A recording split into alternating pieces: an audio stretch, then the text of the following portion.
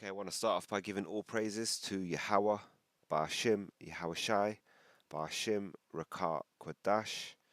Double honors to the apostles and elders of Great Millstone, who teacheth the Bible in 100% truth. And shalom to the hopeful elect of the 12 tribes of Israel, especially the 144,000, who consist of the Negroes, Latinos, and Native Americans in the land of the Americas, as well as the speckled bird, the Israelite foreigners living amongst the other nations. Shalom to you. Okay, today again looking at prophecy as usual. Um, I was just reading up here about Donald Trump. You know, he was going to implement these increased tariffs on various nations around the world. And as you can see here, the headlines from the Telegraph: Trump's trade war risks global financial crisis. That's from the Bank of England. It says here, from the Times, how close did we come to financial collapse? And you may have seen over the last few days, Donald Trump was talking about imposing tariffs on other nations when it comes to trade. You know, a way of, if you like, recouping what America is, supposedly losing, according to what he says.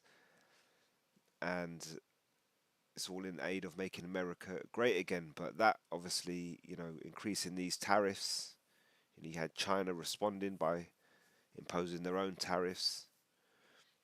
This would have sparked a global financial crisis, because obviously it would have been a trade war.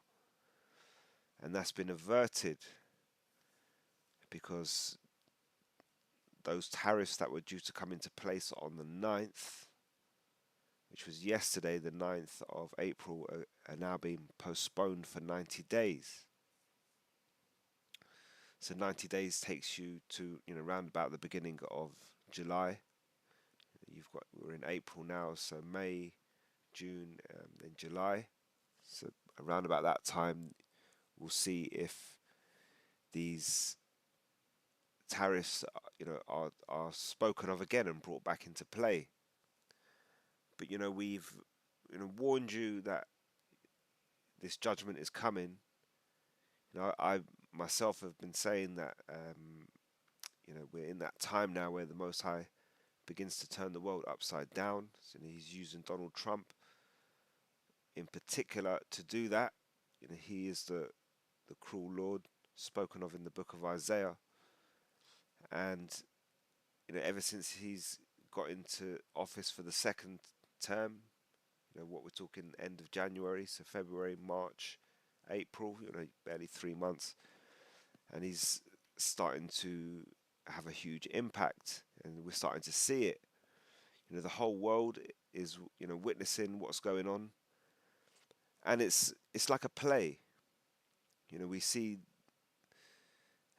Donald Trump comes out and announces these tariffs, then the other nations respond. Oh, they're in shock, and how could you do such a thing? They're going to increase their tariffs back. There's going to be a global trade war, and this will ultimately lead to a financial crisis. It's been averted. The day has been saved. Donald Trump came to his senses. This is all part of the play, part of the script, and now they're going to avert it and postpone it for 90 days. So in 90 days' time, we'll see what happens. And all along I've been saying that these events that you see, these things that you see play out, ultimately it's all controlled by the banking elites. They're the ones that are in control of the global financial system. They know what strings to pull at what time. They have friends in particular nations, so they can make phone calls. And this is all part of an agenda. So you'll read the headlines, and they put it all on Trump's head. It says here, how close did we come to financial collapse? Will it happen? It's in the air, and the people of the world are starting to realize it. You've got these financial analysts, and people that are into politics. Anybody with half a brain, anybody with their with their head screwed on, has been noticing what's been going on. And had these tariffs come into effect 2 days yesterday, was is now reaching into, we've just gone past midnight, so it's the 11th now. So 2 days ago, had those tariffs come into play, you would have started to see a ripple effect. That ripple effect has been postponed for 90 days. And what you're going to see in between now and then is people buying a lot of things that they need. Well, they got their mind on, because once these tariffs, kick into place, as it says, there's going to be a global trade war. So it's all like, played out. Gradualism, each if you like, scene. You have a play and you have different scenes, different acts, and you have Act One, Act Two, Act Three, and so what you do, you send the actors onto stage to perform Act One. Close the curtain, you open the curtain, and they step out for Act Two. So they do the same thing in the media with this. You got the banking elites; they control the financial system. All wars are bankers' wars, and these are the main two things that we've been warning you about. Coming towards a time of judgment, the time where Yahweh and Bahashim Yahushai, in the name of his son Yahushai, the power of the Bible, the time when judgment is brought to all people on the planet Earth. You've got the MOTB, and then you've got World War III. We've been telling you all along. We've been laying out the plans, saying that they're going to bring a financial collapse. It's been spoken of for years, since 2020. We had that situation in 2020 which brought us close to a worldwide financial collapse. It didn't quite do that. People tried to recover from that situation, but yet now we're heading into a similar particular scenario. We're getting into the second half of the Great Reset, and like I said before, you've got these world leaders that have been put into place, and they're all going to perform their own particular acts to take us towards that one agenda. And the reason why they're all working in conjunction, and it's all very systematic, is because it's ultimately controlled at the top by the elites, by the banking elites. So we're seeing this situation. Donald Trump said he's going to do these tariffs to make America great again. The whole world was getting really worried about it, and now it seems to have died down. There's obviously a little bit of leeway, 90 days, but we'll see at that point. If Donald Trump comes back with it. They play this scenario out in the media. Between the governments. Oh, this government said that, and they issued a statement back, and then this government said we're going to do this, and really, you got to think about it. These people, they're not really on that level. They're supposed to be world leaders, political powers. They've got billions in the bank, and they're in control of a nation. So they're not going to act in that petulant, childish way, in that schoolboy manner. Obviously, you'd expect them to sit down and talk things out and work it out. Like I keep saying, they're all pushing for the same agenda, but everybody's got a different job. So they, even the BRICS, the creation of the BRICS, you think Putin's an enemy of the West, which he is on paper. And, eventually when it comes to World War III, he will be pushing that button, which will be destroying America, helping to destroy America. But at the same time, these nations work together. So they bring in the BRICS. That pushes the world to thinking, well, we have to go digital because, that's the way the world's going. And as we've been saying, eventually they'll bring a financial collapse, and that will give them an excuse to switch the currency to digital.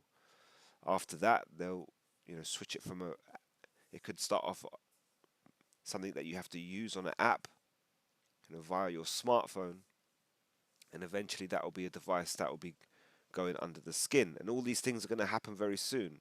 They're going to start to happen once you have a worldwide financial collapse.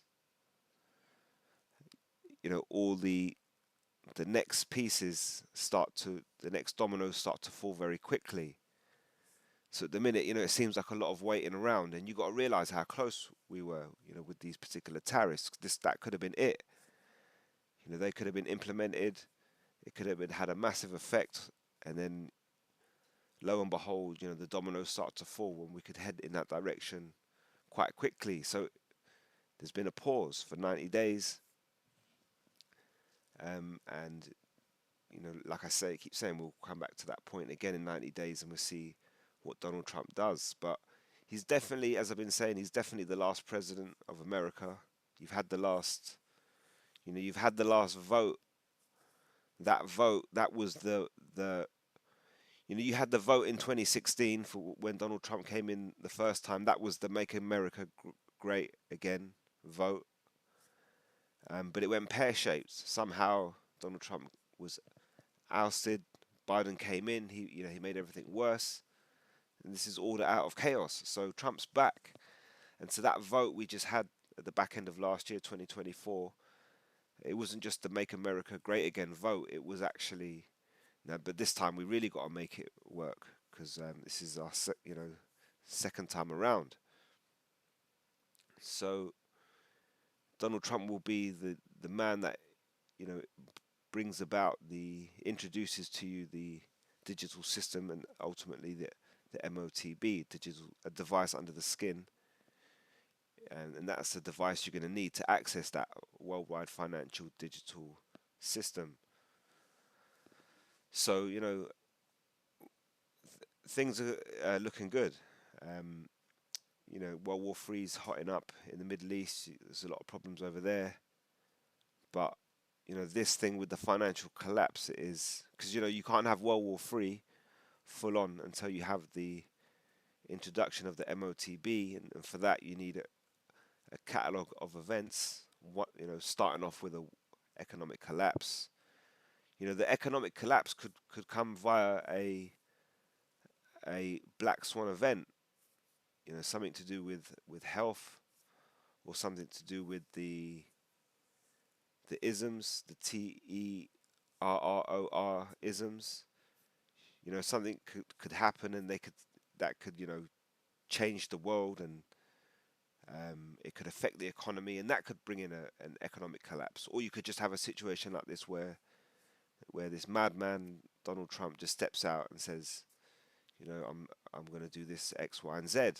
And what he's doing is exactly again what I said before in January. That, Donald Trump he's at all these political leaders. They're like actors, and they have a part to play. So he's an actor. He's acting as the leader of America, although he's not. There are people that pull his strings, and his persona given to him as an actor, cult of personality, his persona is the businessman calling the shots. So he'll walk into your business, your failing business, and he'll start pointing the finger. Well, we're going to cut 5 jobs. You can go, you can go, you can go. We don't need you. We're going to get you guys over here to double up and do 2 jobs at once. We're going to save costs.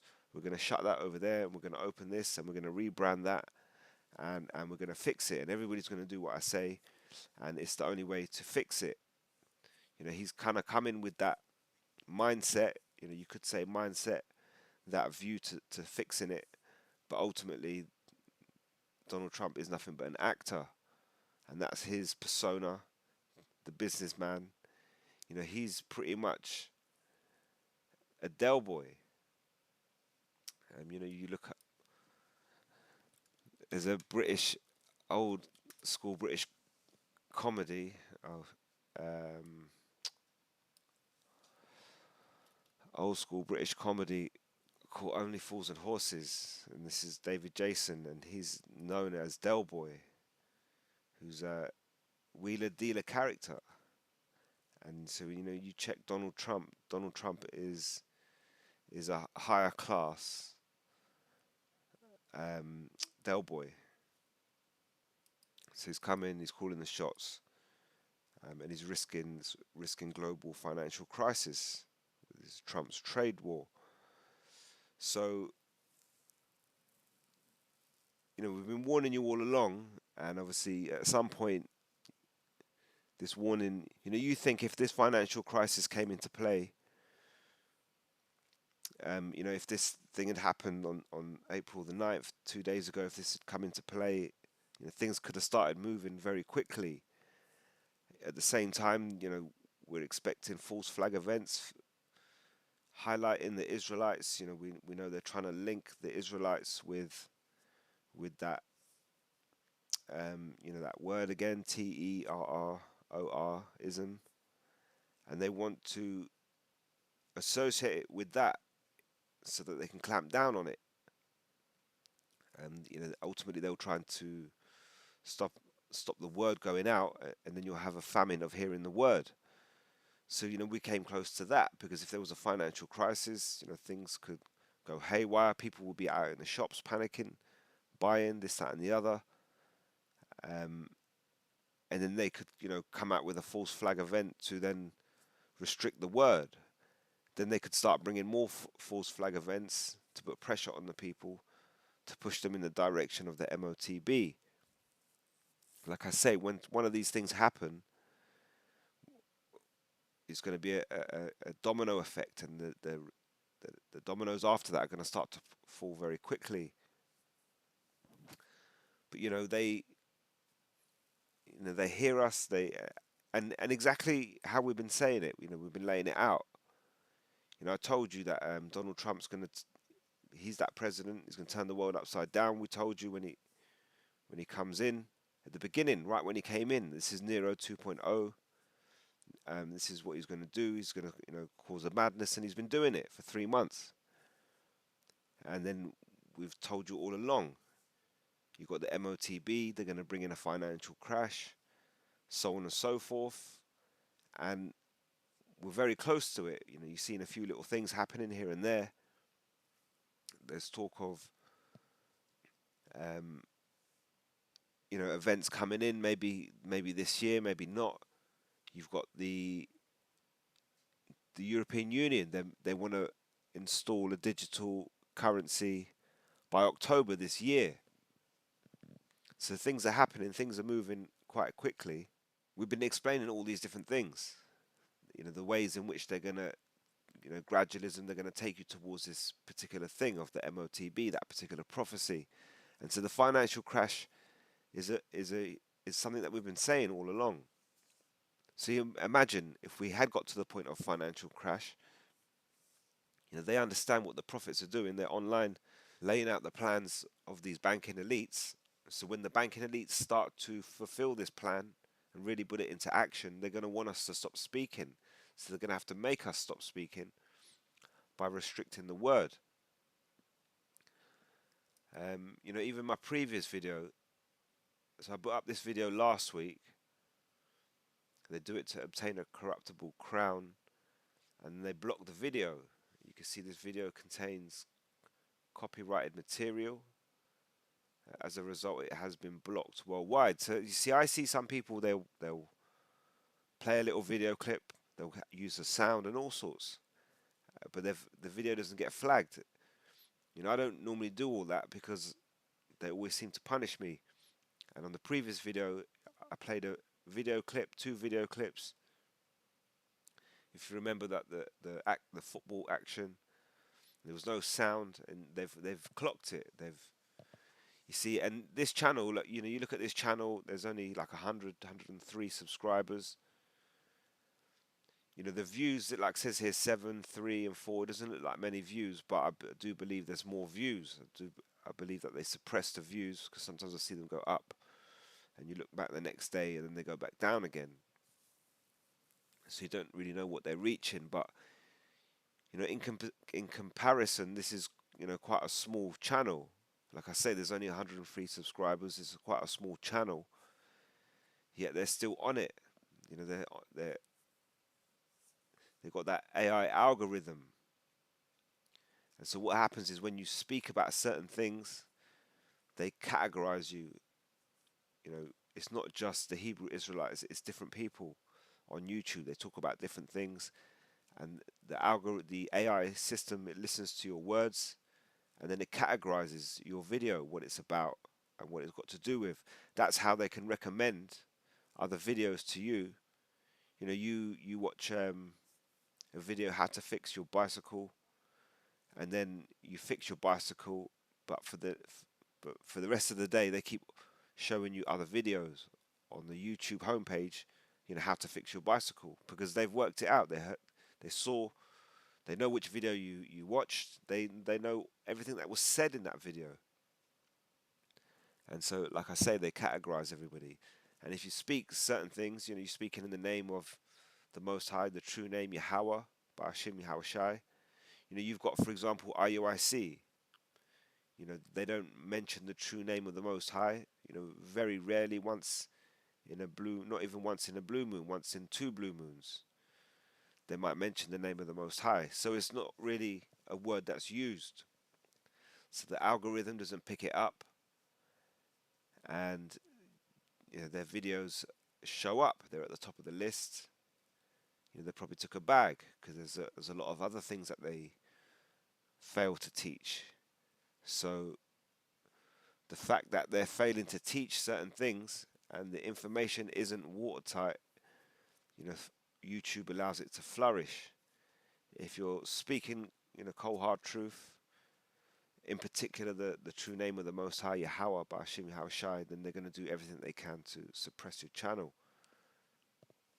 So they took this one down. They do it, you know, even when I was trying to upload the video, it took like 2 days. Believe it or not, you know, I started uploading it, and by the time you know, I cancelled it, it started again, cancelled it, it started again. The third time it got up, you know, 2 days it took just to get it. You know, outside of that, it was just spinning and spinning. So the other thing, yeah, I was looking at this in the previous video. This, I left a link for this in the description box on the previous video, but I'll leave it again just in case you didn't get the link. Obviously, the video's been taken down. Introduction to First Corinthians, and it gives you this particular background into Corinthians, in particular the Isthmian games. So you've got the Gulf of Corinth here. So you've got Athens. You look up here, you've got Corinth, Greece, and Athens. Macedonia is at the top. And then you had this little strip of land. And you had the Isthmus games, which were taken part there. And I was bringing out these particular vases, vase, vase, whatever you want to call it. I was actually looking a little bit more into this web page actually, because obviously for the previous video I just checked that and I just used that for the video. But then I started looking in detail. You know, you've got here the Temple of Apollo. They show you certain things around Corinth, and you've got the Agora. So this is a city map of Corinth, central Corinth, Temple of Apollo, Basilica, and you got the central shops. I can't quite read that. South something, and then you've got the Agora, so that would have been the marketplace. Obviously, that, you know, spoken of in the scriptures. You know, prophets go into the marketplace. But yeah, I'll come back to my main point. But even like here, like, so Corinth was ornamented with magnificent monuments and buildings such as the Temple of Apollo and the theatre. Corinth produced the prized Corinthian vases and idols. So, you know, the vase, what you saw here is a particular vase. Obviously, you could have all types of shapes. Vase, vase, whatever you want to call it. It says they also developed the Corinthian style of columns whose design and use spread throughout the world. So you'll come across these in the world. This is a Corinthian style column. You've got the Erastus stone. It says Paul writes from Corinth in his closing greeting to Romans. Um, Erastus, who is in the city, director of public works, and our brother Quartus send you their re-greetings. That's Romans 16:23. Erastus is also mentioned in Acts 19:22 as one of Paul's associates in the ministry that was sent with Timothy to Macedonia. The below picture is a stone from a paved road on the east side of the theatre. The inscription in the stone says, Erastus, the commissioner of public works, bore the expense of this pavement. The scripture and the stone identify from the same period in Corinth a man with the same name and with the same public office. It's almost certain Paul and this 2,000-year-old stone are talking about the same individual. It says below is an inscribed lintel block with the words Synagogue of Hebrews. That's what's there. It says it dates from the time of Paul's visit and would have been over the door leading into the synagogue that Paul preached in. So Paul probably walked past that, walked underneath it 2,000 years ago. But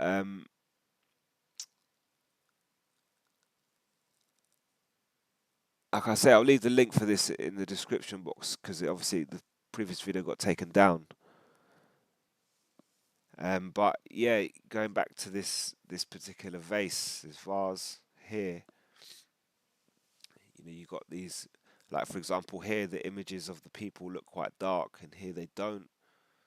So you'd expect that to be Jake's Israelites. Obviously, that's why Apostle Paul was in Corinth. And as mentioned in the previous video, that obviously they had the Isthmian Games close to Corinth, which obviously a lot of Jakes would have been at that particular events. But what I mentioned then after that, I mentioned, because I was trying to link it up with modern day, because there's nothing new under the sun. So everything that's already been done will be done again. And then I mentioned this, the UEFA Champions League, and obviously in my mind, I was looking at this image and I was trying to associate it with something that I've seen in the modern world, and my mind obviously went to this one straight away. That's what I brought out in the previous video. And obviously, it's a little bit different. You've got that big vase, particular type shape, and the handles. But obviously, the handles look a little bit different if you look at it there. The shape obviously doesn't quite match. And then again, the reason why I mentioned that, obviously, because like I explained, those events that took place in Istanbul, in Athens, around 2005, 2007, so on and so forth. And through the spirit, I was trying to find a link through that particular scenario. But I was thinking in the back of my mind after making that video, I was thinking in the back of my mind that there's something else. Looking at that, there's something else in my mind that I kept thinking that this is similar to this shape, and this something closer to it than this. And I could think about, I could see something in my mind, but I couldn't remember what it is. And then I finally remembered what it was. It was this one. And this is the Euro, they call this one the Euro Championship. So again, like I explained in the previous video, you've got different continents in the world. They all play football, soccer, and each continent has its own football federation. So the one in Europe is called UEFA, and so on and so forth. You've got different ones in different continents. And then obviously if you've got like a World Cup, so if you like see the World Cup, that's a FIFA World Cup. FIFA, the football federation for the whole world. So when they do a World Cup tournament, they stay in contact with the individual continents, UEFA being one of them, South America, Africa. I think Africa's, I think it's CONCACAF or something like that. I don't know, but and then obviously in each individual continent, like UEFA run Europe, they'll stay in contact with each individual country. The English Football Association, the Spanish Football Association, the French Football Association, so on and so forth. And then the French Football Association or the English Association, they'll stay in contact with the individual clubs, which are dotted around the country. So when I was looking at the Champions League, that's like a club level.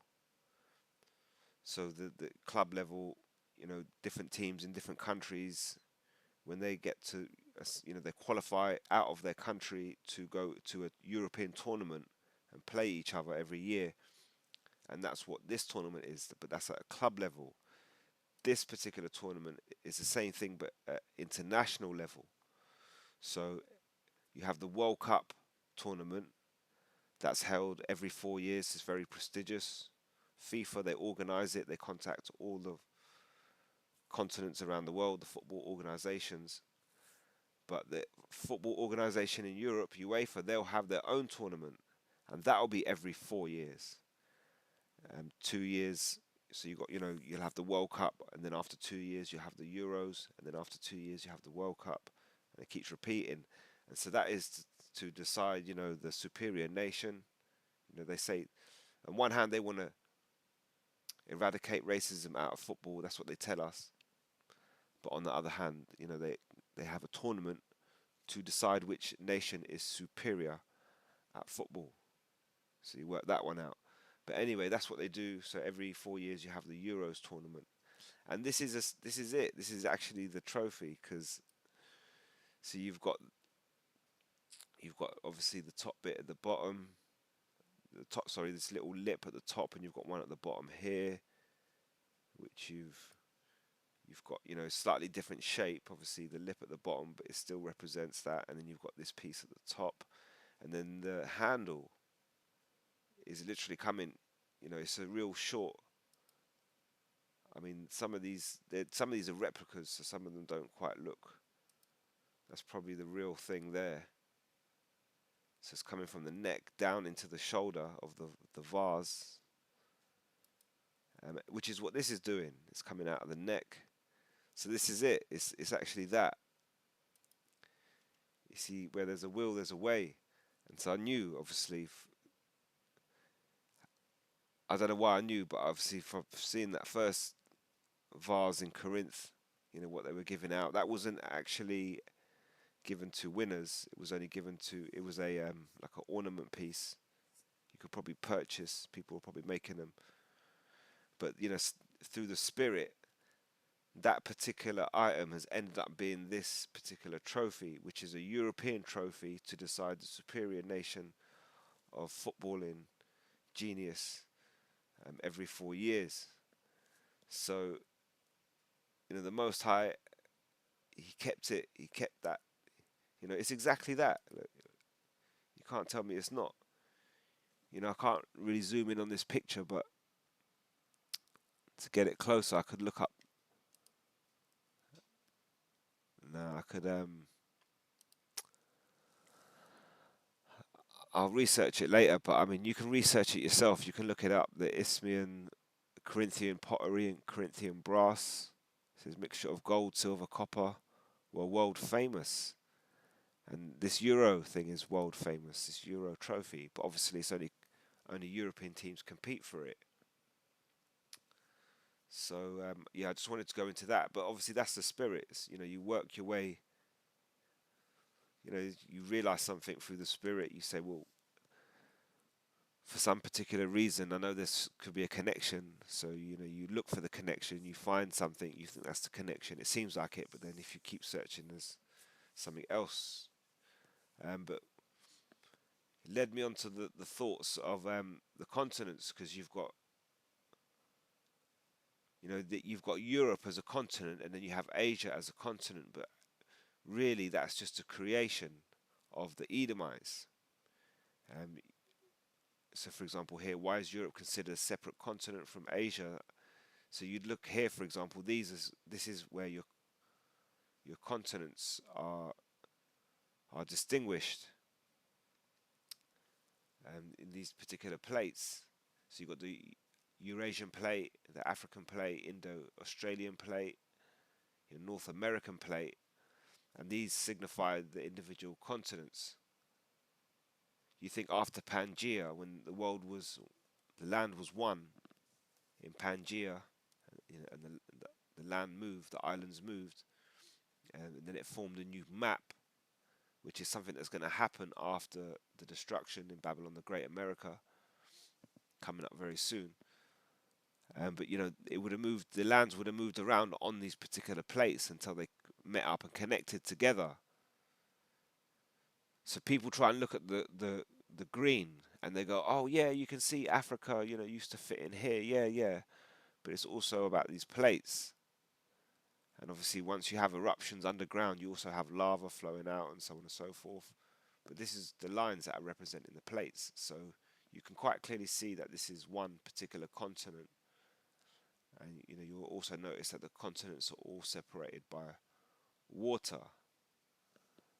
So how could you then have a line straight across here, cutting this particular plate in half, and say, well, this is one continent and that's a separate continent? That's not actually true. Apostle Paul went to, it was Asia. You got Asia Major, Asia Minor.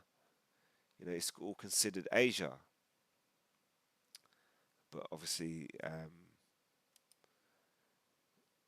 yeah, here's another one here: the Eurasian plate, Arabian plate, Indian plate, Philippine Sea plate, Australian plate. They label it slightly different.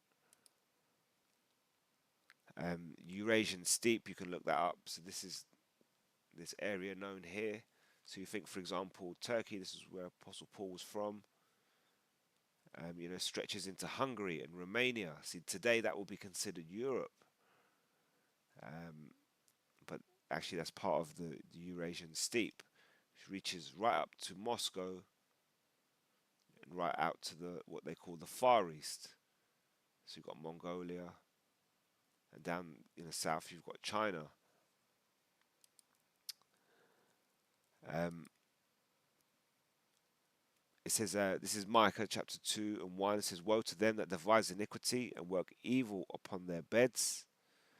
So who could these people be? It says, when the morning is light, they practice it because it is in the power of their hands. So somebody that's doing evil, and they're doing it because they have the power to do it. It's in their hand. Verse 2 says, and they covet fields, like countries, and take them by violence. Oh, so now I think I know who you're talking about. It says, in houses, and take them away, so that they oppress a man and his house, and even a man and his heritage. And that is these Edomites. So, they've, when you go, for example, I had it here somewhere,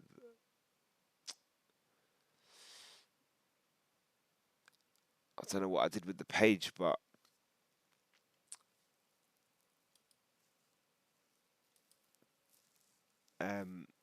the Greeks were the first ones to label that land as Europe. So they pretty much created the separation. The Greeks were Edomites. You had obviously Apostle Paul in Corinth, and obviously that influence.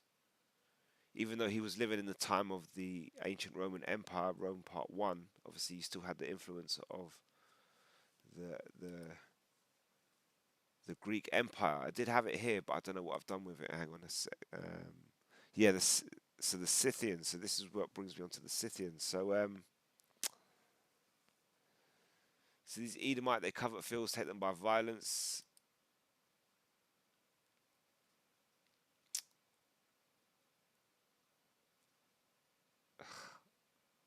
What it is, I've got so many windows open, I'm kind of lost as where to go to next. So basically, a couple of videos ago, I went into this one, Daniel chapter 5. This was relating to Donald Trump. He had that situation with Zelensky. Zelensky said that war is going to come to your doorstep. You're ignoring the war, my war. with Russia, as in Ukraine's war with Russia. But if you ignore it for too long, the war will come to your shore. And so I went into this, Daniel chapter 5, Mene Tekel Upharsin, saying that the writings on the wall for Babylon the Great, and that moment kind of, represents that. It says, thy kingdom is divided and given to the Medes and Persians. And then I mentioned, so the Medes and the Persians, obviously in Daniel's time, is talking about the Medes and the Persians. But I related the Medes to Russia in modern day prophecy. And then in the next video, I said, oh, I made a mistake because the Medes are obviously the Persians, Iran, what you would call Iran today. But I kind of forgot, if you don't keep going into the breakdowns, you kind of forget. But when you're speaking of the Medes, for example, here in past times, it says thy kingdom is divided and given to the Medes and the Persians. So that that represents the ancient Medes, the ancient Persians, what you would call Iran today. But then in future prophecy, you read of the Medes, and that would relate to the Russians, because some of the Medes migrated to the Russians, to Russia, spoken of by Apostle Paul. Yes, it's Colossians chapter 3, where was it? Verse 11. It says, where there is neither Greek nor Jew, circumcision nor uncircumcision, barbarian, Scythian, bond nor free, but the anointed is all and in all. And this is, I'm not going to go into the whole chapter, but this is what Apostle Paul was saying, and he mentioned the Scythians. The Scythians were a group of ancient nomadic Iranian-speaking people. So don't forget there was no Iran in that area. You go, the way they make it sound as if they were back then holding an Iranian flag. My Iranian people go all the way back to the Scythians. No, hang on a minute. They weren't called Iran back then. They were called Scythians. You had groups of people with their own individual names. But the Scythian is like a nomadic people. So it says here, we're a group of ancient nomadic Iranian-speaking people who dominated the Eurasian steppe, that area I just showed you on the map, region, from the 7th century BCE to the 3rd century BCE, known for their horsemanship, military prowess, and rich cultural traditions. So migration, they migrated from Central Asia into what is now Ukraine and parts of Russia in the 8th and 7th centuries BCE. So Apostle Paul was preaching to Israelites, and he referred to some of them as Scythians, who were nomadic people in the area you would call Iran, or the Eurasian, hang on a sec, people who were inhabiting the Eurasian steppe, which is, again, stretches all the way into what they would call Europe today. You've got Spain down here, France, so that's right into Europe, all the way up to, the Far East, what they would call the Far East. Today, they would, in the middle here, you would refer to that as Iran, the Middle East. And but what they've done at some point is they've chopped this continent in half and labeled this Europe and labeled this Asia, which is a fabrication, which is a lie. I came across this image earlier, and it said the Scythian cultures, and it showed you different Scythians, but it was not very clear. And I did click on the link, but it didn't work, unfortunately.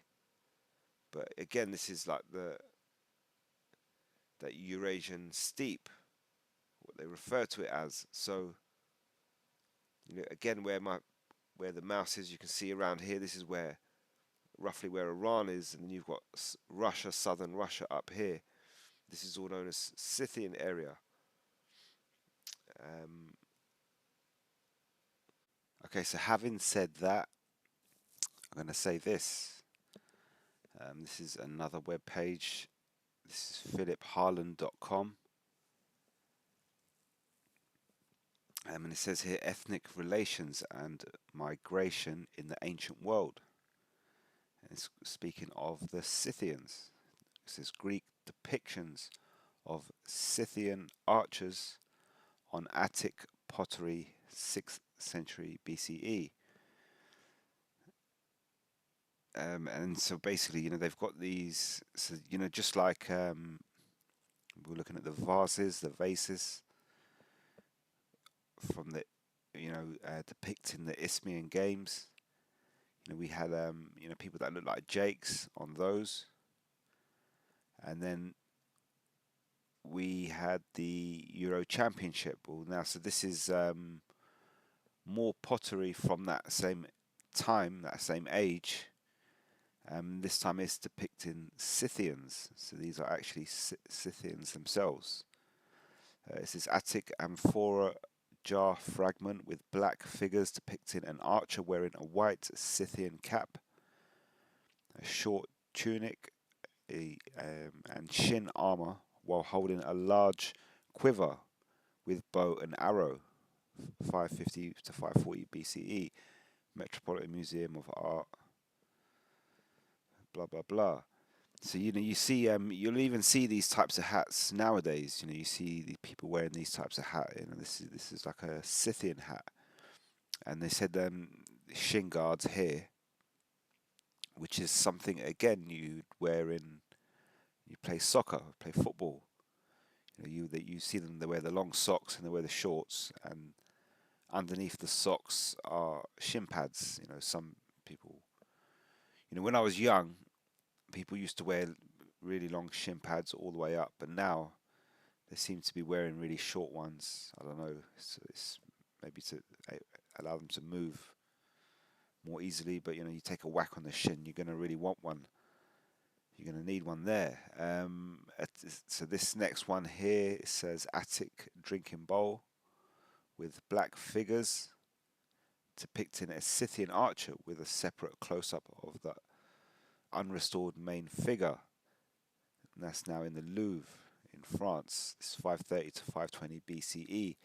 So this is a Scythian, and what they've described as black figures. So this is people with dark skin, and these are ultimately Jakes. They ended up in Russia, and the founders of Russia are Scythian, and the word Rush goes back to the word, I think it's chief. It's a Hebrew word. So there's another one here. Attic red figure plate depicting a Scythian archer drawing an arrow from his quiver as he turns to shoot at the enemy. That's this one here. 520 to 500 BCE. So, these are like literally 2,500 years old. That's in the British Museum. Attic red figure. Vase depicting a Scythian archer with battle axe. 510 to 500 BCE. So again, this time it's on a vase. You can see, for example, here. Obviously, it's like a decoration, but they've obviously that's how they've decorated it. Comments here: there are significant materials indicating the early presence in Athens of northern Pontic peoples labeled Scythians by Greeks. So when Apostle Paul, when is speaking to Jew or Greek, is speaking to Israelites that know they're Israelites, grew up as Israelites, but then Greeks, Israelites that are Hellenized, living as Greeks. And Scythians, obviously he mentioned Scythians, they were a group of people, and it says here, you can see here, labeled Scythians by the Greeks. So within that area, within the customs, there were different groups of people, a little bit like, for example, London or New York today. And it's a multicultural place. So you've got, in London, for example, you've got your Polish, you've got your Africans, you've got your Asians, and then, and you've got your Jakes. They all hang around in their particular groups. And they're recognized for certain things. So obviously, the people refer to them as they'll give names to these particular groups of people, ways of referring to them. Like just like Jakes. I'm saying that these Jakes. So you go to London, you find groups of Israelites hanging around together, or wherever they may be. These are Jakes. So we're doing the same thing. We're labeling them. And in that time where it was a Greek influence, in the time of Athens, obviously, this is time of ancient Rome when Apostle Paul was about. But obviously, things from the ancient Greek Empire, there were still many influences. So within those customs, these people that are depicted here on these particular vases and plates and so on and so forth, they're labeled as Scythians by the Greeks. It says the image of Scythian archers features regularly in Attic and Athenian art and drama beginning in the 6th century. It says the first clear reference to importation of enslaved Scythians occurs in a speech by Andocides, where he relates actions taken by the Athenian people after the Battle of Salamis uh, for in the 470s BCE, including the purchase of 300 Scythian archers. This is the red figure and black figure pottery featured in the images above are examples of Scythian archer visuals stereotype. In such depictions, the Scythian is considered pictured with a Scythian cap, a short tunic and or pants, protective armor, shield and or shin guards, and most importantly, bow, arrow, and quiver. The final image has the Scythian holding up a battle axe. In some cases, the Scythian is featured simply standing, but several examples here have the Scythian in active battle. This early Attic understanding of the Scythian fits with the literary portrayals of such northerners as primarily violent warriors, but the visual features here are characteristic of this early stage specifically. And it even said, some of these, like, they were importation of enslaved Scythians. So some, this is obviously going back to Israelites, going back to Jake, going back to the curses. And obviously, again, you've got these images where they're depicting, obviously, these dark images. I mean, they've got the light ones here. So I don't know if that's just like a contrast in the color in the background, or if they're doing that particularly for the particular skin colors. But you can see here, for example, this particular person here's got obviously quite a long beard. It kind of looks like what you'd expect on a Jake.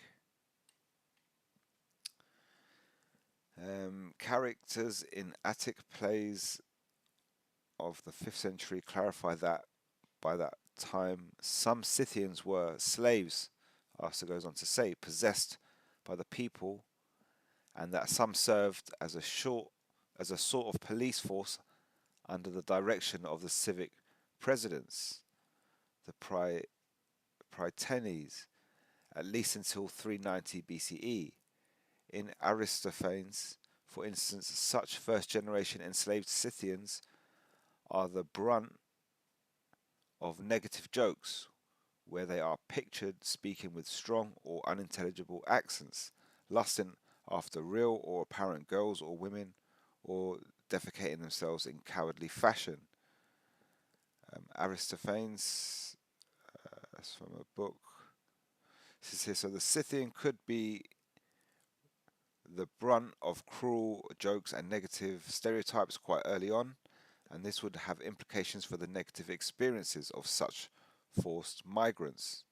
It says grave inscriptions from later eras demonstrate the continued presence at Athens, as well as nearby Greek islands, of Scythians and other northern peoples from the Black Sea area.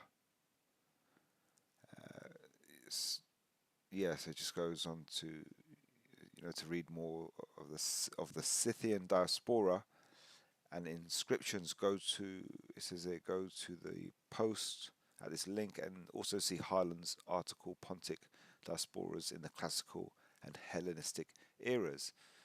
So again, I'll leave the link for this in the description box.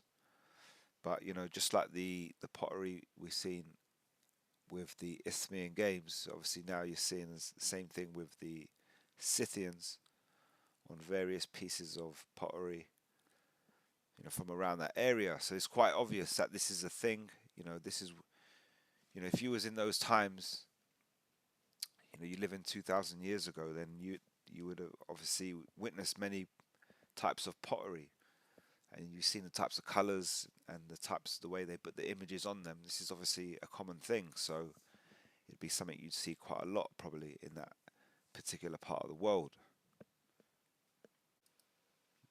So when you speak of the Medes regarding future prophecy, then it's speaking of Russia, because those Medes represents the Scythians that traveled up to Russia, inhabited Russia, and then from there you had you know obviously, so a lot of Russians actually go back to Israelites, back to Scythians, and you see that in that type of mentality, in that type of spirit, that some of these Russians, even though they look like Edomites, they're they're they've got that warrior type spirit upon them, and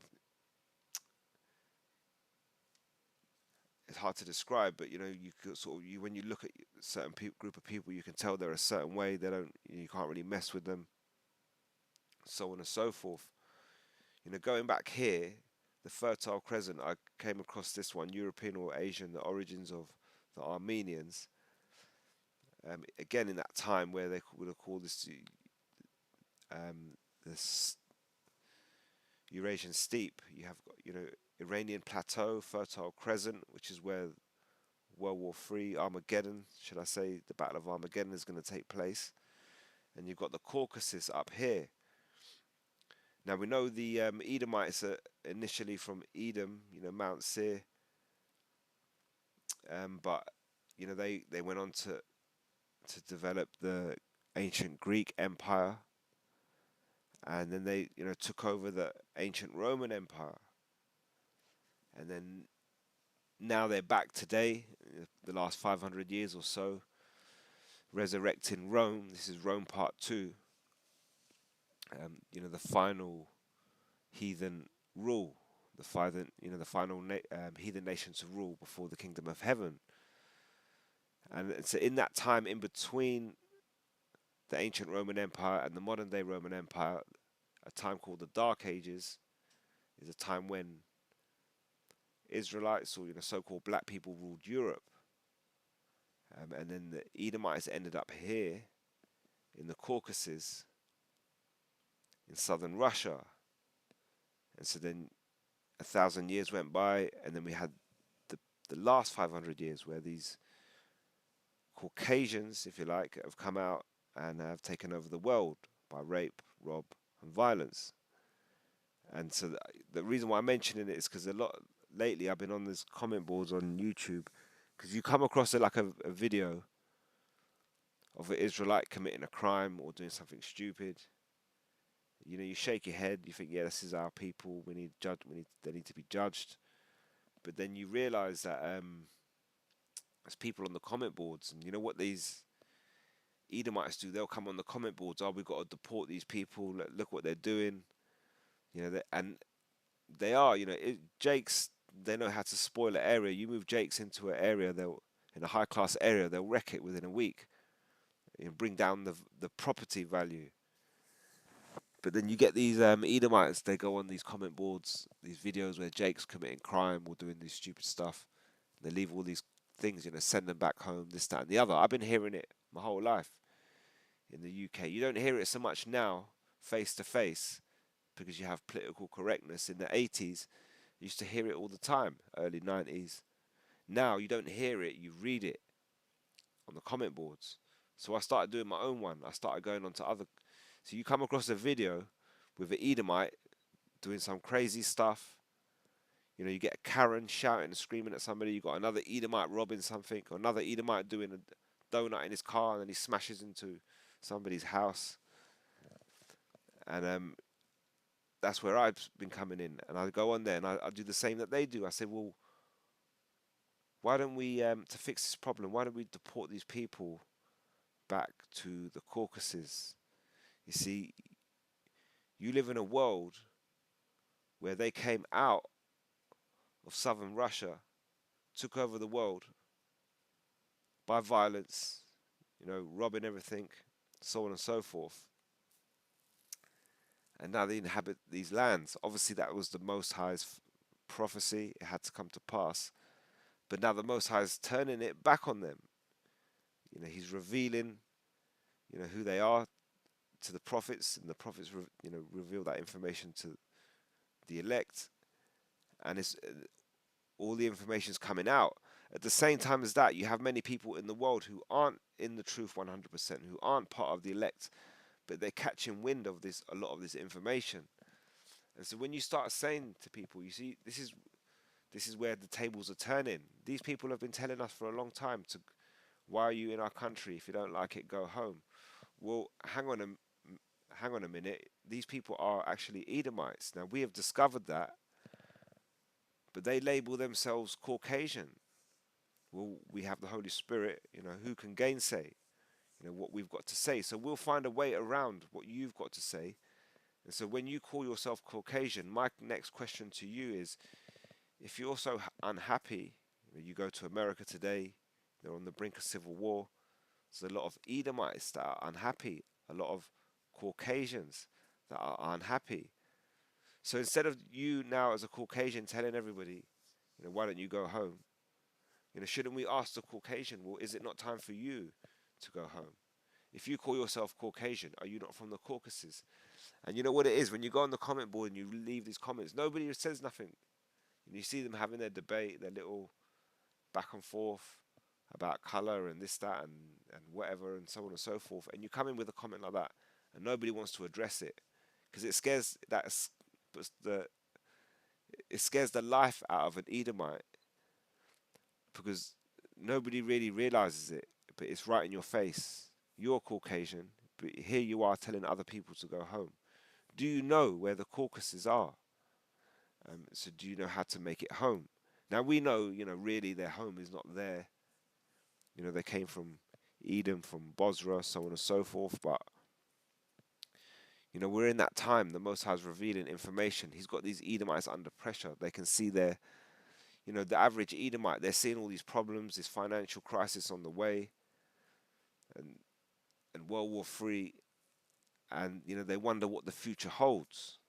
You know, their future isn't as bright as it used to be. You know, grow up, get married, and buy a house, live your life.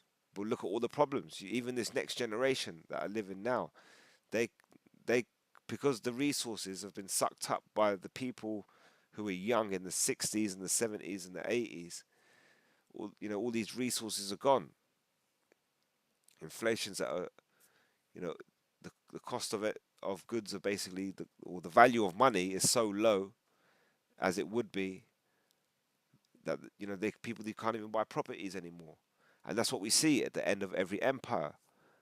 You know, inflation, or should we say, you know, you call it inflation or devaluing of the actual particular currency. So the money you have is not worth as much. So now you need more.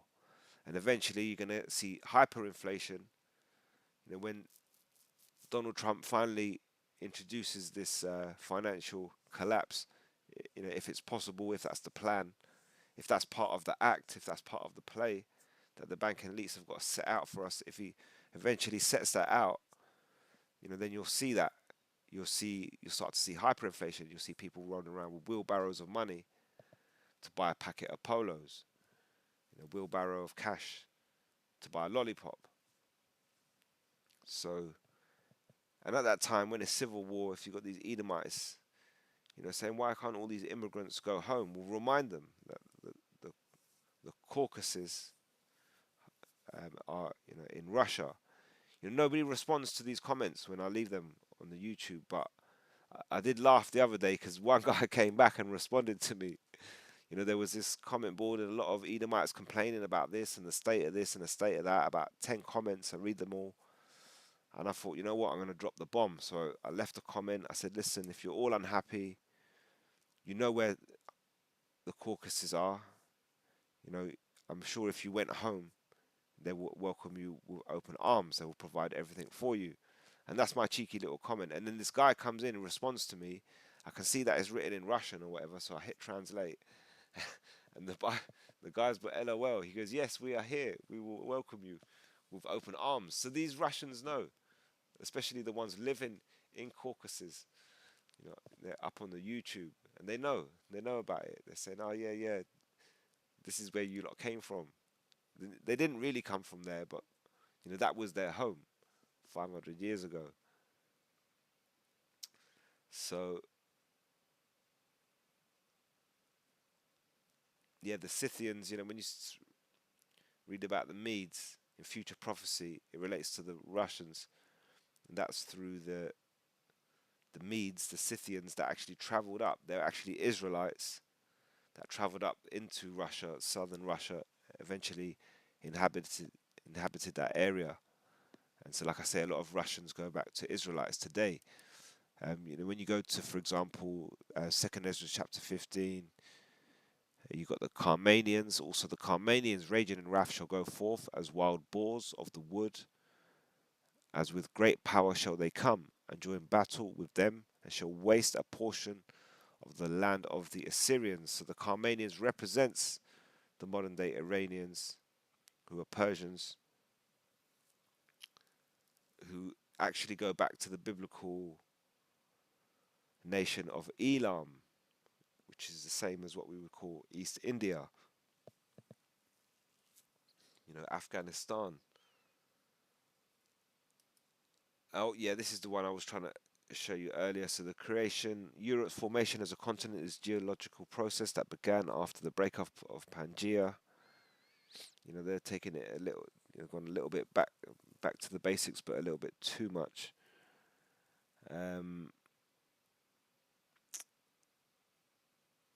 The Greeks, ancient origins. The ancient Greeks divided the world into Europe, Asia, and Libya, northern Africa, with the Aegean Sea as the central point of their continental system.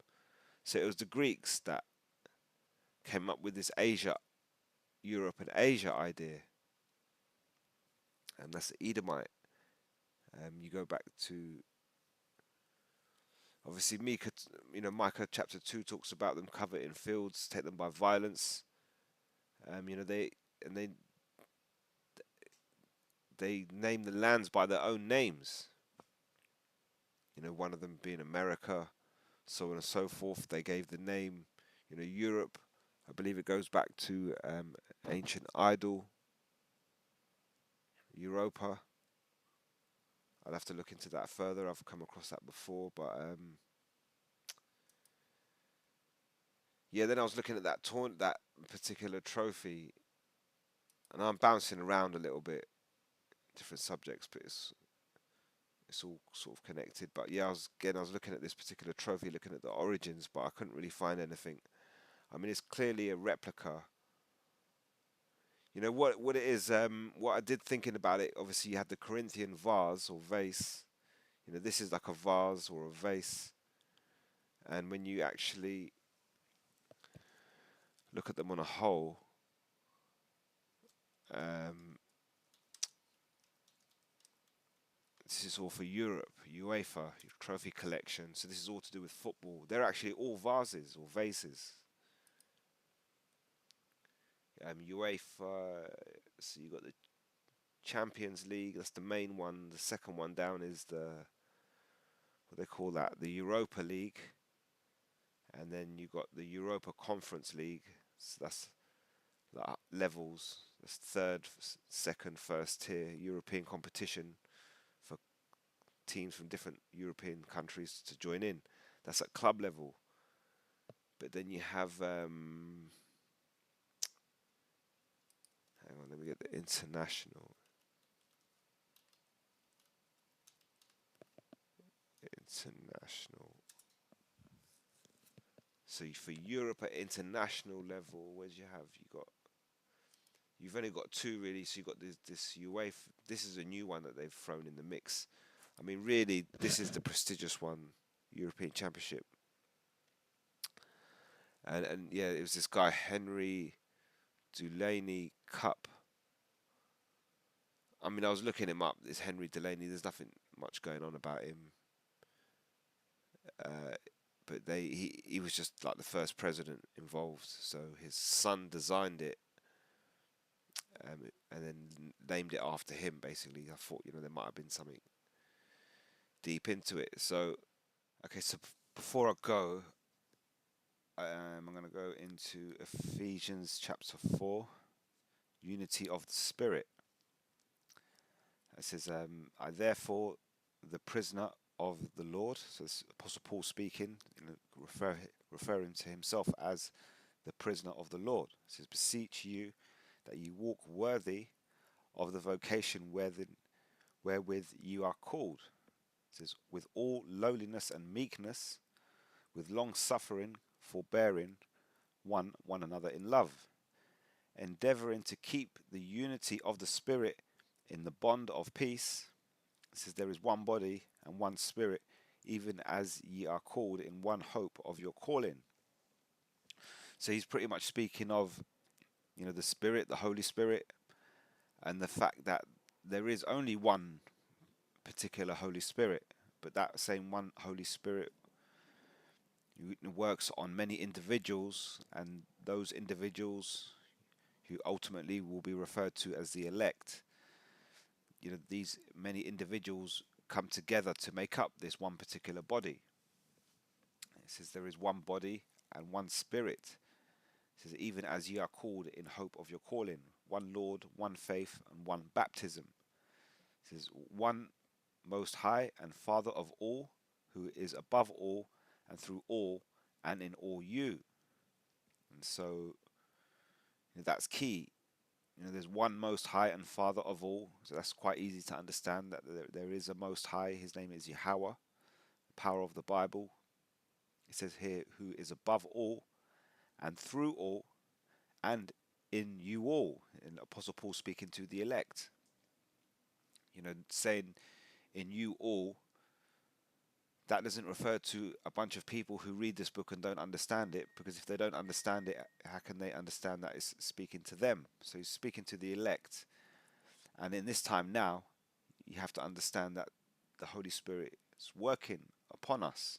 We are all individuals, yet we come together and we represent one particular body, the body of Yahweh Ba'ashim Yahushai, the church. And it says here, it says one power and Father of all, who is above all and through all and in you all. So that Spirit works within us, but it's the same Spirit dividing itself amongst us. It says, but unto every one that of us is given grace according to the measure of the gift of the anointed. Wherefore he saith, when he ascended up on high, he led captivity captive and gave gifts unto men. It says, now that he ascended, what is it but that he also descended first into the lower parts of the earth? He that descended is the same also that ascended up far above all heavens, that he might fill all things. It says, and he gave some apostles, and some prophets, and some evangelists, and some pastors and teachers.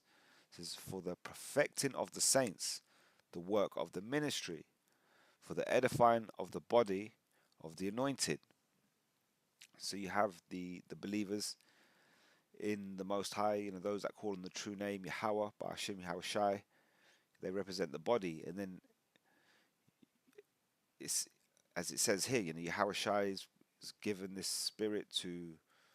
It says here some apostles, some prophets, some evangelists, some pastors and teachers for the perfecting of the saints. So they, the teachers, the prophets, the apostles, so on and so forth, they have the understanding through the Spirit, which then they they're there to edify the body of the anointed. It says, till we all come in the unity of the faith and of the knowledge of the Son of the Most High, unto a perfect man, unto the measure of the stature of the fullness of the anointed. So by coming together, there's only one body, so you can't have different understandings, different breakdowns on particular scriptures, because then that would, be a separation between individuals, and that would obviously represent two different bodies. There's one body, which means there's one teaching, one understanding, and within that particular body, we call on the names Yahweh, Bashim, Yahweh Shai. Um, and obviously, it says here, and it says the knowledge of the Son of the Most High, unto a perfect man, unto the measure of the stature of fullness of the anointed. So, we show you what he's about, Yahweh Shai, the Most High, the fact that, they are in control. There are many spirits and demons out there. You can call on many false idols and gods, and, sometimes you might even see a spiritual reaction to what you do. But however, the ultimate power, the power that is above all powers, is the Most High, Yahweh, spoken of in the Bible. His son's name is Yahweh Shai. It says that we henceforth be no more children, tossed to and fro, and carried about with every wind of doctrine, by the sleight of men and cunning craftiness, whereby they lie in wait to deceive. It says, but speaking the truth in love, it says, may grow up into him all in all things, which is the head, even the anointed. It says, from whom the whole body, says, fitly joined together and compacted by that which every joint supplieth, according to the effectual working in the measure of every part, maketh increase of the body unto the edifying of itself in love. So the body edifies itself. It says it maketh increase of the body by how? By edifying of itself in love. So the individual members of the body bring out this edification through the Spirit, and ultimately it's only for the other members of the elect. So we edify each other with this understanding. So sometimes, for example, myself, I'll go into personal situations which I don't really like to do. If you look at it in a logical, professional manner, you're going to make videos, you're going to speak on behalf of Yahweh, Bashim, Yahweh Shai, the Most High. You're going to come along and break down the scriptures, so on and so forth. But sometimes I'm forced to talk about my own personal events, which many people are, because they show us obviously how things work within the Spirit. It gives examples. So, for example, myself, how did I find out? What made me start believing in the Bible? Well, it's because I had an encounter with an angel. And that's a personal event which I sometimes have to bring up. And the reason why I do it is for other people who are believing in what I'm believing to know that this is real. I wouldn't bring up these particular events just to show off, because that's not really what I'm about. But sometimes you figure, well, if you can explain to somebody what happened to you through the Spirit and how you got answers out of it, then it would help them, obviously, while they're going through their particular walk. Don't forget, the Most High is not just a picture on the wall, he's a living power. So as much as we speak the words of the Most High, which we're doing, you can see by the fact that we tell you what's going to happen, it comes to pass. We told you Donald Trump is going to cause a madness, and we told you that economic collapse is going to be part of the introduction of the MOTB. We told you World War III is coming. It's looking very close, and see, that's one aspect of it. But at the same time, we have to realize that the Most High hears us. We speak on behalf of the Most High, but the Most High speaks to us. He lets us know. He doesn't contact you by email or text message, SMS, or even a voice. Sometimes I've heard a voice speaking to me, clearly directing me into what to do in certain aspects. But sometimes you look at the spiritual things that happen around you. So for example, even for myself, week to week, like last week I spoke. Sometimes you make a video and you wonder to yourself, was it the right thing to speak about? Was it worth going into that particular subject?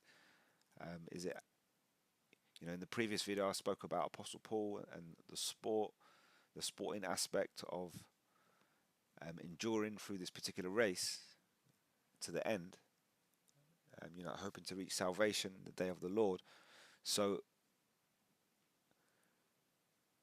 in that aspect, I mentioned a couple of things, and one of them is that, obviously I'm into the sport myself, which I believe many of us would probably be, and we can use those sporting analogies to help us, fight this fight of faith. And then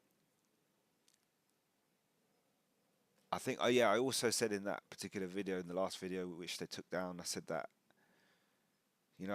I've been to various sporting events. I've been to when I was young, I went to tennis. The Stella Artois is a famous one. I've been to a few football games. In 2015, 16, and 17, I went to the Formula One, the Grand Prix, and that was in the UK, the Silverstone one. It was one every year. But you see, I went in 15, 16, and 17, and I never went in 18, and I haven't been since. And that's what I said in the last video, because I don't really go to sporting events anymore, because obviously I have a different spirit on me. The spirit, obviously, of the Holy Spirit. I believe it's the Holy Spirit which helps us to understand these scriptures. So we keep our head buried in what takes our interest, and the Holy Spirit activates the interest of being involved with prophecy. So you're constantly, any free time you get. So, when it comes to sport, for example, now I mentioned, I don't really take much note. I used to when I was a lot younger. Now I really just stick to one sport. I just watch the football. I keep up to date with that. I watch one team, one game, maybe 2 games a week, and that's that. I haven't got time to watch all these different programs, keep up to date with the new players, especially in all the different sports. We all watch the Olympics, or whatever comes around, the major things that come on TV every now and again. But then since I made that video last week, the Most High, pretty much speaks back to you. So you wonder, is that the right thing to speak about? And then obviously you wonder, even the fact that you make these videos, not many people are listening. You wonder, well, who's really listening? You may, not just myself, you out there, you may make a channel and then you may get 5 views, 10 views, 20 views, 30 views, even 40, 50 views. You think to yourself, well, who's really listening? And is anybody really taking it serious? You're not really making waves. But the Most High hears you. He hears us. He hears the prophets. He hears us loud and clear. So, we worry about what you're supposed to say, which you should be. And then obviously once you say the right thing, you still worry about it. And sometimes, or a lot of the times with myself, the Most High will give you some sort of message as to say, yeah, you did the right thing. So, like I said in that previous video, I hadn't really been to any sporting events, and I got no plans to go to. I'm quite happy just kind of holding on and just waiting on for Yahushua to come back. You realize there's not much out there in this world to live for, so everything's corrupted. It's at a degenerated level. You've got to do something corrupt to have any success in any of these scenarios and situations. So you sort of lose motivation for it. Not that you want to jump off a bridge and kill yourself, but you understand what I'm trying to get at. But anyway, so then the Most High made it happen. So I made that video, and then after that, my wife gets a call from my cousin. Oh, we bought these 10 tickets for Chris Eubank versus Junior versus Conor Benn. This is on the 26th of April. Family member bought 10 tickets. One guy, he's bought 10 tickets. He's sold 6, so he's now got him and 6 other people, a group of 7, but they've got 3 tickets left. So they got offered to my wife, and then we were like, nah. She said, oh, we can go. I said, yeah, we could, but they're £100 each. So you pay £100, I pay £100. That's £200 coming out of the household. So then we were like, nah, leave it. It's a bit expensive. There's probably much more expensive tickets, closer to the ring. Some of them probably going for thousands or hundreds, but it's still a lot of money. And then so then we rang someone else, a different person in the family, and said, well, we offered them the tickets, and that person basically said, he'll buy the tickets and he'll take me and my wife with him. So through that exchange, we got offered it. We tried to turn it down, and then the Most High has pushed it back into my lap, and this time it's for free, so I can't really refuse it. So now on the 26th of April, I'm going to go to this boxing match. And I said in the last video, I haven't been to a sporting event or anything like that, because it's good. Some you go, you see the crowd, you get the atmosphere, this, that, and the other. But being of a stoic mentality, um, it's not really top of your list. But like I say, you wonder, is the Most High hearing me? Does he hear what I say? I make a video, it says 2 views. I know there's probably more. YouTube are doing their best to hold you down, but is anyone really hearing you? The Most High is hearing you. He's hearing everything we say, and that's if you've got the truth, if you've got 100% truth, then what you're saying is crystal clear.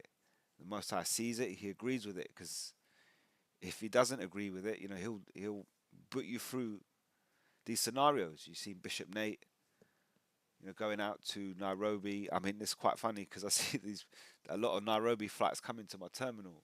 So I see them people coming off the tube. I feel like asking, off the plane. Sorry, I feel like asking them, did you manage to lay a finger on the RUIC? But you've you these false prophets. The Most High is starting to judge them. They're starting to. You had the situation with Al Azhar, and now you've got RUIC. I know RUIC have had problems before. You know, um, the King, the Almighty Emperor Bishop Nate has been in and out of hospital before, this, that, and the other. But now he's got people chasing you with weapons. He probably thinks it's all because of the Most High, this, that, and the other. No, it's not quite like that. That was back then. The apostles, the prophets, they were physically hounded in 2,000 years ago, chased out of town. Apostle Paul was stoned to death. And then eventually, for example, Apostle Paul and Apostle Peter were executed. So, we're living in a different time. You've been given a different medium, a different platform. The modern day agora is the internet. So, that's how you reach the elect. You don't know where the elect are. You don't know where they exactly are. It would be silly to physically try to go out and track each one member, on foot, one by one. But maybe he's got other reasons to be able to get on these planes and go jet setting. But the Most High hears us. He hears us. I said I hadn't been to a sporting event, and I made no plans. The Most High put it on offer to me, and I refused it because it was too expensive. And then the Most High makes it bounce back into my lap, but this time it's for free, so I have no choice. So both of these had fathers. So you can see here, both of them, Nigel Benn, Chris Eubank, late 80s, early 90s, two well-known boxers in the UK, and they had a couple of epic fights. And now you've got their sons, like the rematch, if you like, or whatever, the legacy, whatever they want to call it. So they've been giving a lot of stick to each other. I think Eubank hit Ben in the face with an egg. You can see that if you look it up on YouTube, but that's going to be something to look out for. Reminds me of First Kings, chapter 17. Elijah predicts drought. I'm not going to read the whole chapter, but Elijah, or Abba Bivens, in a previous life, he went through this particular scenario where the ravens, is it the ravens that they fed him? Yeah, the ravens. Thou shalt drink of the brook, and I have commanded the ravens to feed thee there. And then he goes on to live with this widow and her son, and so on and so forth. So, we read through these particular events where Elijah doesn't really have to do much apart from just do what the Most High is telling him to do, and the Most High will provide everything. You see, so not only is Elijah the mouthpiece of the Most High at that moment, but the Most High is also hearing him. He hears him loud and clear. It's perfect. If something was wrong, he would have stopped him halfway through these sequence of events and reprimanded him, but he didn't. So he sent him through these events, made him to say these certain things, and the Most High brought it to pass. We're in this same scenario, same situation. I spoke of the sport, and never done that before. You wonder, is it really worth going into that particular subject? But the Most High gave me an answer. He said, well, look, I'll get you to go and sit at another sporting event. He hears what we say. And especially when it comes to the time of Jacob's trouble, a lot of your normal avenues of being able to eat this, that, and the other is not going to be available to you. So relying on the Spirit, being like Elijah, for example, you know, you could expect birds to bring you food from out of the sky, and if that can happen, if the Most High can make that happen, then He can make anything happen. And see, so for example, I've said it before, you got to put things down to the Most High. With this situation with the tickets, somebody offered a ticket and then you pass it, you try and be nice, you say, well, no, I can't take it, I'll pass it on to somebody else. That person bounces it back. And then you have to realize that's the Most High making it happen. Most things that are happening around you, you got to equate it with what's the Most High doing. If you see it on that level, then you start to see the spiritual connection, and it makes it easy. This also brings to mind the armor of the Most High spoken of by Apostle Paul.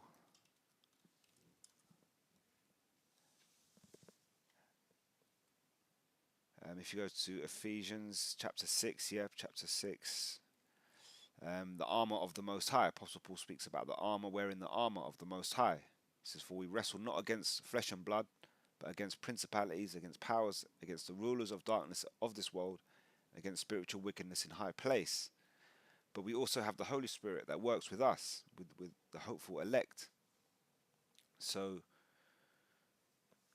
that armor of the Most High, you think you can, like Ezekiel, Elijah,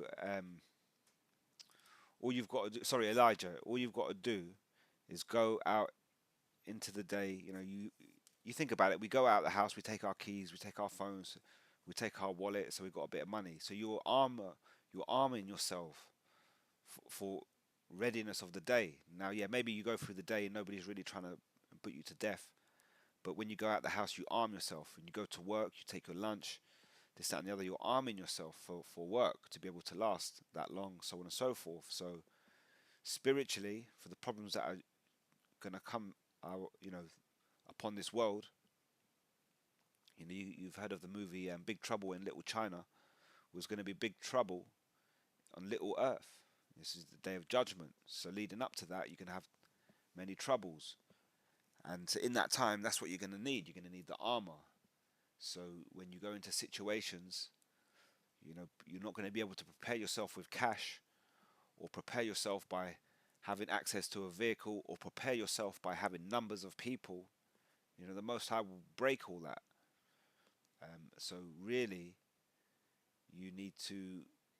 The only thing you can, the Most High is going to turn everything upside down. So the only thing that can keep you steady in that time is having the armor within the Spirit.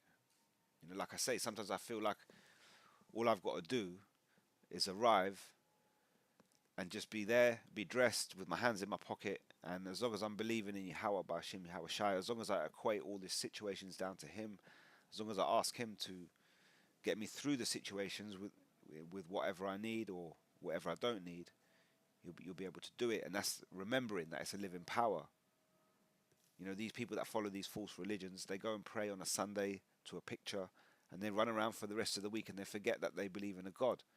They try and fix everything themselves. They get angry when things don't go their way, and they generally just lose their shit. So what happened to believing in that higher power? Is that higher power not in control of everything on a daily basis? So if you, in your mind, you give everything over to that higher power and say, well, I'll see everything through your eyes, then you understand how the Most High is moving. He'll only do that, allow you to see that if He's working with you, and then there you have it. The Most High hears you. So I'm going to leave it right there. I hope that's edifying. Until next time, all praises to Yahweh, Ba'ashem, Yahweh Shai, Ba'ashem, Rakak, Wadash. Until next time, Shalom.